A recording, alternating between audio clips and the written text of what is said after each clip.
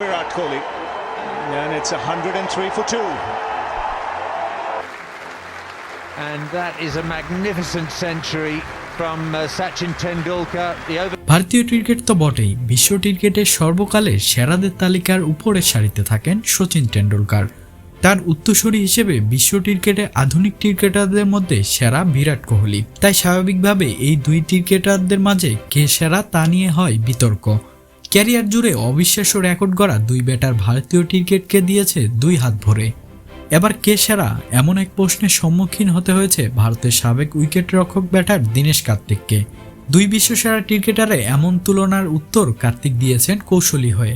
লাল বল অর্থাৎ টেস্ট ক্রিকেটের জন্য সচিন ও সাদা বল বা ওয়ানডে ও টি-20-র জন্য তিনি বেছে নিয়েছেন কোহলিকে। লাল বলে সচিন অপ্রতিরোধ্য, তাকে বলা হয় ক্রিকেট ঈশ্বর। টেস্ট ক্রিকেটের ইতিহাসে সর্বোচ্চ রান করার রেকর্ড তার দখলে।